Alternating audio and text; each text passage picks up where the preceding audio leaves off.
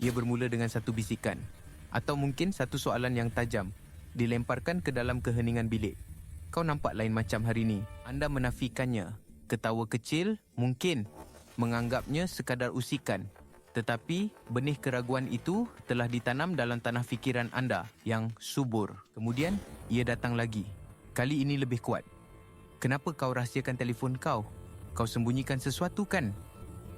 Kata-kata itu bukan lagi soalan. Ia adalah satu dakwaan. Jantung anda berdegup kencang. Panas menjalar di dada anda. Anda cuba membela diri, menyusun fakta, menunjukkan bukti. Tapi, setiap perkataan anda seolah-olah menjadi minyak yang menyemarakkan api syakwasangka mereka. Lihatlah wajah mereka. Tenang, sabar. Seolah-olah mereka adalah seorang detektif yang sabar mengumpulkan bukti kesalahan anda. Sedangkan anda sedang tenggelam dalam lautan panik ciptaan mereka. Anda mula mempersoalkan diri sendiri. Adakah aku benar-benar melakukannya? Mungkin aku terlupa? Kabus keraguan mula menyelubungi ingatan anda, memadamkan kebenaran. Selamat datang ke teater narsis. Anda adalah watak utama dalam sebuah cerita yang tidak anda tulis, dituduh melakukan jenayah yang tidak anda lakukan. Taktik ini, salah satu yang paling licik dan merosakkan, dipanggil penonjolan atau body projection, dan ia berfungsi dengan sangat berkesan. Ini bukan sekadar pembohongan. Ia jauh lebih dalam daripada itu.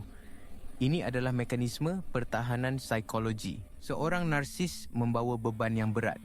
Rasa malu, rasa tidak selamat, penipuan dan niat jahat mereka sendiri. Jiwa mereka adalah sebuah bilik bawah tanah yang gelap, penuh dengan rahsia yang mereka tidak sanggup hadapi. Beban ini terlalu berat untuk ditanggung. Jadi, mereka perlu membuangnya. Mereka perlukan kanvas kosong untuk melukis potret kejahatan mereka sendiri. Dan kanvas itu adalah anda. Mereka menuduh anda melakukan apa yang sebenarnya mereka lakukan atau apa yang mereka mahu lakukan. Ini bukan kebetulan, ini adalah psikologi. Mereka tidak menuduh anda secara rawak. Tuduhan mereka adalah pengakuan yang tidak disengajakan. Jika mereka menuduh anda tidak setia, kemungkinan besar merekalah yang sedang curang. Atau sekurang-kurangnya sedang memikirkannya dengan serius. Mereka mencipta dunia di mana anda adalah penjahat dan mereka adalah mangsa yang menderita. Ini membolehkan mereka mengelak daripada sebarang accountability. Dan yang paling teruk, ia membuat anda sibuk. Sibuk mempertahankan diri. Sibuk membuktikan anda tidak bersalah. Sibuk menari mengikut rentak mereka. Semasa anda sibuk membersihkan nama anda daripada jenayah rekaan, mereka bebas untuk meneruskan jenayah sebenar mereka dalam bayang-bayang. Mari kita lihat satu contoh. Bayangkan pasangan anda, kita panggil dia si artis. Si artis mula menuduh anda menjalinkan hubungan sulit.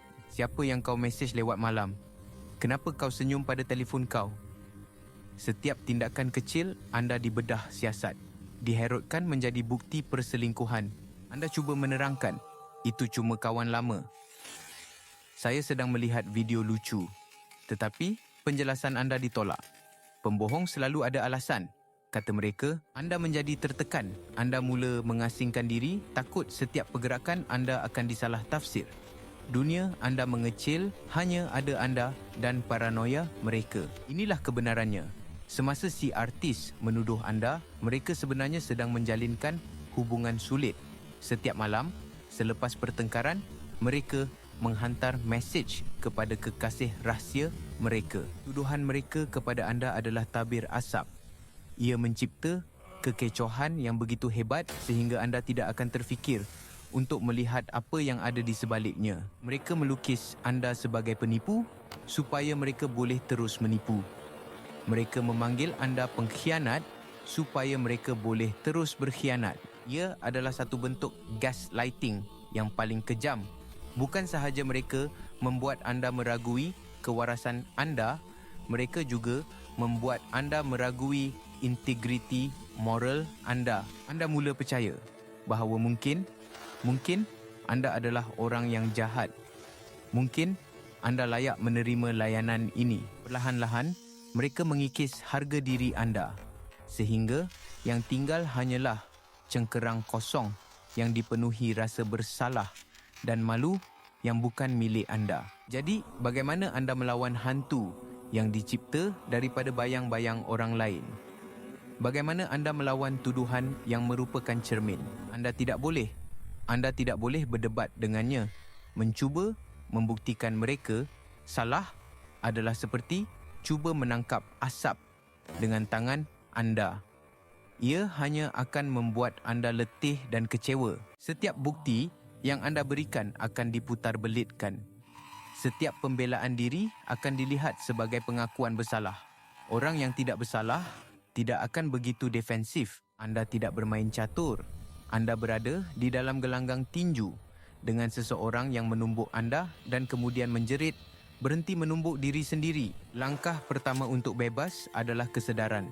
Momen eureka yang menyakitkan tetapi membebaskan. Anda perlu berhenti melihat tuduhan mereka sebagai tingkap ke dalam jiwa anda. Sebaliknya, lihatlah ia sebagai cermin yang memantulkan jiwa mereka. Apabila mereka memanggil anda pembohong, dengar dengan teliti. Ia adalah gema dari penipuan mereka sendiri. Apabila mereka memanggil anda manipulatif, ia adalah bisikan dari permainan mereka sendiri. Tuduhan mereka adalah peta harta karun, peta yang menuju terus ke bilik bawah tanah jiwa mereka yang gelap, di mana mereka menyembunyikan semua rahsia dan rasa malu mereka. Berhenti bertahan, berhenti menerangkan. Apabila tuduhan itu datang, jangan libatkan diri. Sebaliknya, perhatikan.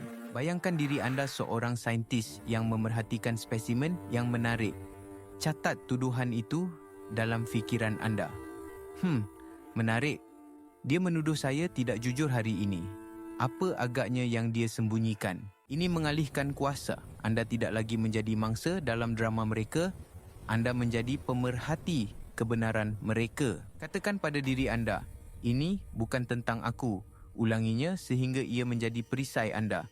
Ini bukan tentang aku. Memahami taktik ini tidak akan memadamkan kesakitan serta-merta. Parut itu nyata. Tetapi pemahaman adalah langkah pertama menuju penyembuhan. Ia membolehkan anda berhenti menyalahkan diri sendiri. Ia membolehkan anda melihat manipulasi itu dengan jelas, tanpa kabus kekeliruan emosi. Ingatlah, realiti anda adalah milik anda. Jangan biarkan sesiapa pun, tidak kira betapa meyakinkan mereka, merampasnya daripada anda. Jiwa anda yang berintegriti tahu kebenarannya. Percayalah padanya. Ia adalah kompas anda dalam kegelapan yang mereka cipta.